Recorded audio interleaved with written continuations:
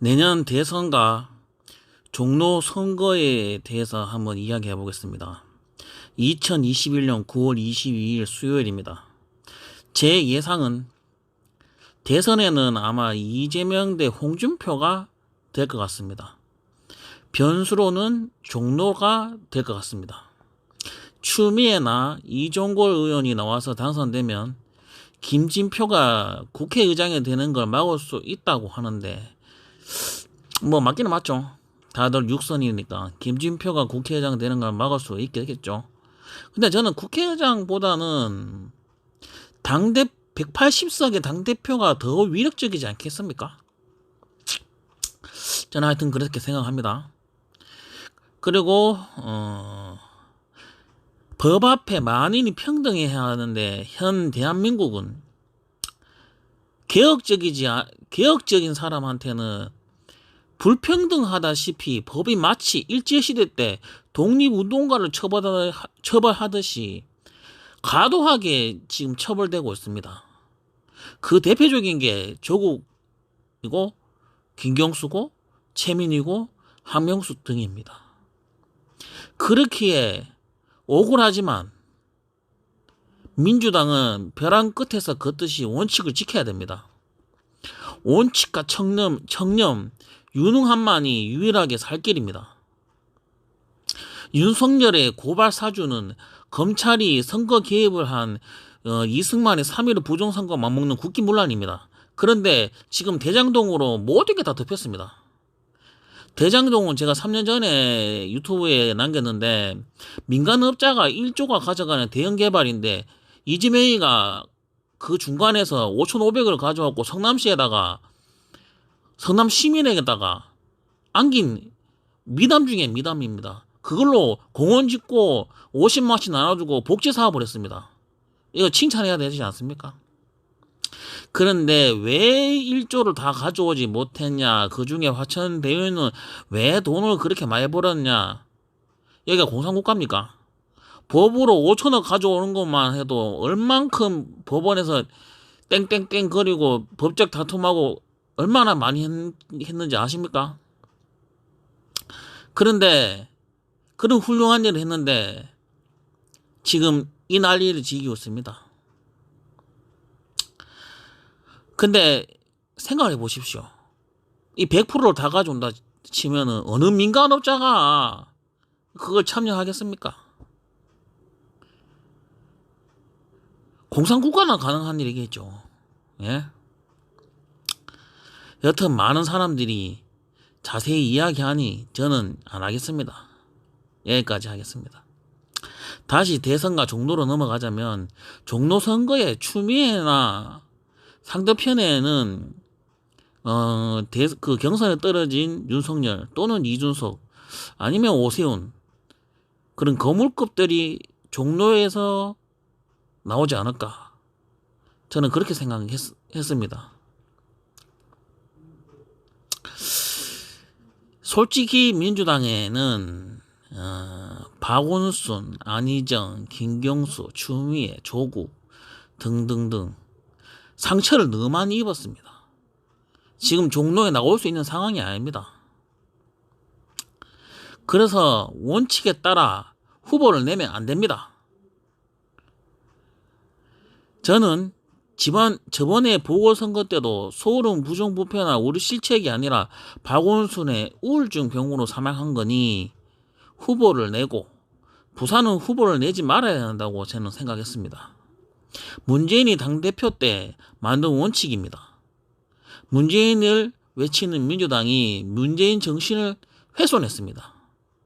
그래서 명분을 잃었습니다. 그래서 졌습니다. 지금이라도 문재인 정신에 따라 이낙연이 아무 이유 없이 던진 종로는 민주당 잘못이니 절대로 후보를 내서는 안 됩니다. 그게 제 견해입니다. 그래야 온전한 대선이 될 수 있습니다. 시사타파 개총수는 김성태 단식 투쟁할 때부터 이제 그때 카메라를 두고 혼자서 이제 방송을 했었는데요. 그때 처음 알게 되었습니다. 그때 참 좋아했습니다. 뭐 지금도 좋아합니다. 서토는 촛불로 인해서 그는 갑자기 완전 스타가 되었습니다. 혼자서 카메라 들고 이제 거의 그냥 뭐 반백수처럼 했던 사람이 지금은 스타가 되었습니다. 어쨌든 서초동 촛불은 그 개총수의 업적 중에 업적입니다. 그래서 까방고 한 100장 정도는 됩니다.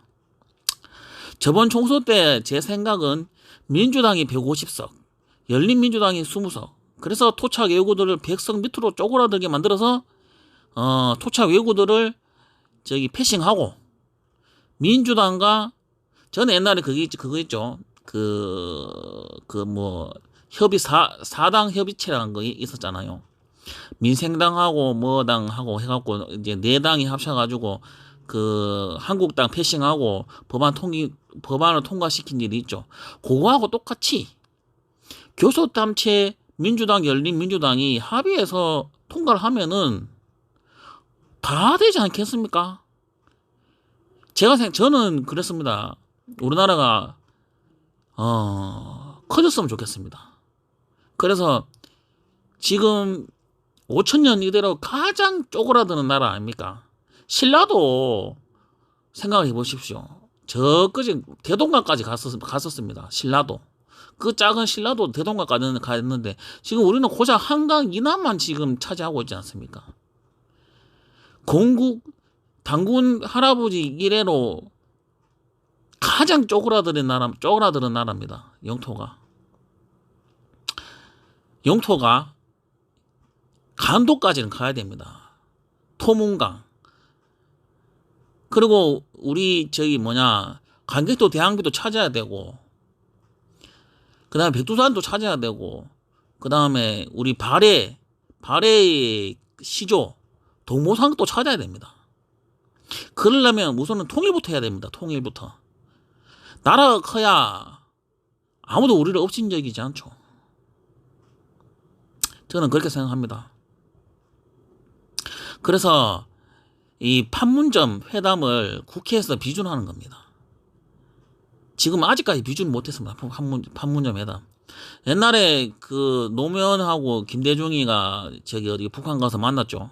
근데 그거 이명박이 와갖고 다 엎었지 않습니까? 그거를 못 얻게 법으로 아예 그냥 못을 박아야 됩니다. 그게 저의 첫 번째 목적이었습니다. 검찰개혁, 언론개혁, 민생개혁 얼마나 많습니까? 이 개혁들이 아마 지금 총선이 지금 2년 지났죠. 다 통과되지 않겠습니까? 지금쯤이면.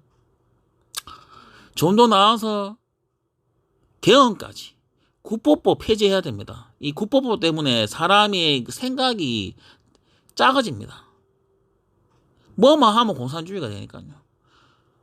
왜 우리나라에서 노벨상이 안 나오겠습니까? 생각의 영역을 좁게 만들었기 때문입니다. 저는 그렇게 생각합니다.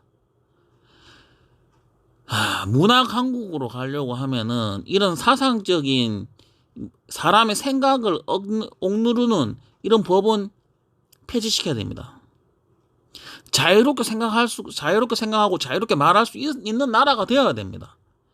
그렇기 때문에 국법부는 반드시 폐지시켜야 됩니다. 대통령 4년 연임제, 그리고 수도 이전. 많죠. 시드니가 호주의 수도가 아닙니다. 캔버라지. 뉴욕이 미국의 수도가 아닙니다. 워싱턴이지. 우리도 똑같습니다. 지금 소울이 너무 과밀화되어 있지 않습니까? 세종으로 옮깁시다. 그리고 3.1 유구한 3.1 정신과 임시정부의 법통 올려서 4.19 혁명 어쩌고저쩌고 이렇게 나오지 않습니까? 거기에 5.18, 6.1 60항쟁, 그리고 촛불혁명, 다 집어넣어야 됩니다. 이게 바로 제가 만들고 싶은 헌법이었습니다. 그리고 지금 세월호 아직도 밝혀지지 않고 있지 않습니까? 황교안이가 그냥 뭉탱이로 지금 다 거기다 넣어놨는데요. 그거 200선만 되면은 봉인 풀 수 있습니다. 그래서 저는 이것도 풀기를 바랬습니다. 하여튼 그런데 김어준과 개총수는 모두 몰빵론을 외쳤습니다. 저는 근데 까방권 때문에 욕을 한 적은 없습니다. 다만 방송을 보지 않았습니다. 총선이 끝나고 나서는 다 우리 편이니 열린민주당이 많이 아쉽지만 다시 김어준과 개총수 방송을 보기 시작했습니다. 그런데 어제 개총수가 종로에 최강욱 열린민주당 대표를 언급했습니다.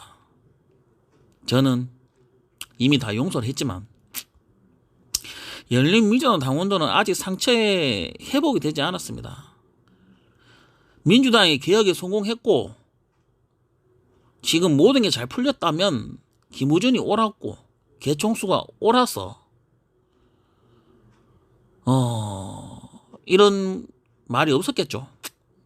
그런데 지금 민주당 180석보다 열린민주당 3석이 오히려 문재인을 더 보호하고 있습니다. 오히려 조국 수호를 더 외치고 있고 추미애 수호를 더 외치고 있고 최선봉장에서 서고 있지 않습니까? 그래서 더 화가 난다는 겁니다. 그래서 최강욱을 언급하려면 먼저 사과부터 하셔야 된다고 생각합니다. 개총수가 아버지 이야기를 하면서 오직 민주당일 수밖에 없는 이유를 설명했습니다. 저는 이해합니다. 그런데 역설적으로 묻고 싶습니다. 노무현이 새천년 민주당을 탈당하고 열린우리당을 만들었습니다. 그때 개총수에 논리 나면 노무현을 욕해야 되고 추미애의 새천년 민주당을 지지해야 옳지 않습니까? 물론 그렇지 않을 거라고 짐작합니다. 결국은 민주당이 아니라 대통령을 보고 움직인다는 뜻 아닐까요? 그렇게 짐작해봅니다. 그 당시 정봉주가 울면서 이대로 가면은 국진당이 모든 비례 의석을 다 가져간다고 했습니다. 그래서 나라도 비례 정당을 만들겠다며 탈당을 해서 열린민주당을 만들었습니다. 만약에 민주당이 정봉주가 탈당하기 전에 비례정당을 만들겠다고 했었다면은 정봉주는 절대 열린민주당을 만들지 않았을 겁니다. 만들겠습니까? 개총수는 열린민주당 대선 후보를 최강욱으로 언급하면서 이재명과 단일하고 최강욱을 대선 후보급으로 만들어서 종로에 보내면은 어떤가 하고 방송을 했는데 최소한 사과가 먼저 있어야 된다고 생각합니다. 사과가 힘들다면은 그때 열린민주당도 우리 편인데 분열 세력처럼 말해서 유감이었다. 이 정도까지는 말할 수 있지 않겠습니까? 그리고 나서 최강욱을 언급해야 선호가 맞다고 생각합니다. 그리고 최강욱은 지금 검찰개혁의 최선봉적으로 열심히 뛰고 있는데 왜 사퇴를 해가면서 민주당과 이단객인이 싼 똥을 치워야 합니까? 어불성설입니다. 뭐 그렇다고 해서 꼭 틀린 말은 또 아니라고 생각합니다. 민주당은 절대 후보를 내서는 안 됩니다.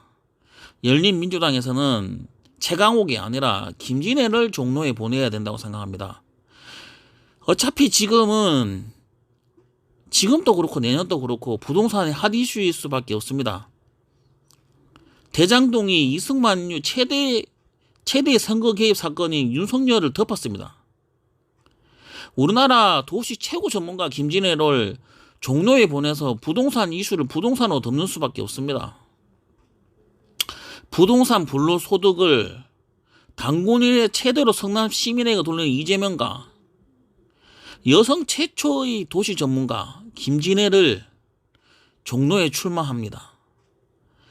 이만큼 큰 그림이 어디 있겠습니까? 만약 종로에 진다 해도 큰 타격은 없다고 생각합니다. 어차피 민주당은 종로는 버렸습니다. 오직 대선에만 몰두할 수 있기 때문입니다. 그리고 열린민주당은 종로에만 몰두할 수 있는 거죠. 그러니까 열린민주당은 종로에 싸우고 민주당은 대선에서 싸우는 겁니다. 이렇게 싸우는 겁니다. 한 당에서. 근데 이제 국진당 같은 경우는 종로에서 싸워야 되고 대선에서 싸워야 되고 양쪽으로 적이 두 군데로 쳐들어오는 그런 양상이지 않겠습니까? 우리는 하나씩 맡으면 되는데 저쪽에는 두 군데를 동시에 막아야 된다는 겁니다. 이만큼 큰 전략이 없겠죠. 저는 그렇게 생각합니다. 그리고 이 김진애는 잘 알려지지 않는 사람이기 때문에 만약에 진다 해도 큰 타격도 없고 김진애 자체가 권력욕이 없기 때문에 정치를 안 하면 된다는 이런 마음일 거라고 저는 생각합니다. 또 만약에 당선이 되면은 누구보다 열심히 할 거라고 또 생각합니다. 김진애의 그 도시 계획 생각만 해도 좋아질 것 같지 않습니까? 결론은 이재명과 홍준표는 싸우고 종로는 민주당은 무공천, 열린민주당에서 김진애가 도시 전문가의 이미지를 부각시킴으로써 청렴하고 유능한 부동산으로 맞서야 된다. 저는 이렇게 생각합니다.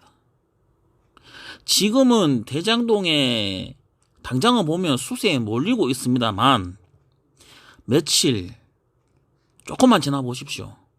대장동이 토건 세력과 국진당의 부정부패 사건이라는 걸 이제 국민들은 알게 될 겁니다. 우리 국민들이 박근혜를 탄핵시킨 그런 국민입니다. 이런 거에 속지 않습니다. 이재명은 로빈후드 같은 의적의 행동을 했습니다. 민간업자들에게 다 가져가야 될 돈을 국민들에게 돌려준 그런 의적 같은 행동을 했습니다. 그런 이재명의 대선과 그다음에 도시 전문가의 그런 김진애의 종로 거의 합작품입니다. 저는 그렇게 생각합니다. 하여간 이재명의 이런 그 로빈후드 같은 이런 의적 같은 행동은 당장은 수세에 몰리겠지만 조만간 빛날 거라 생각합니다. 여기까지 하겠습니다.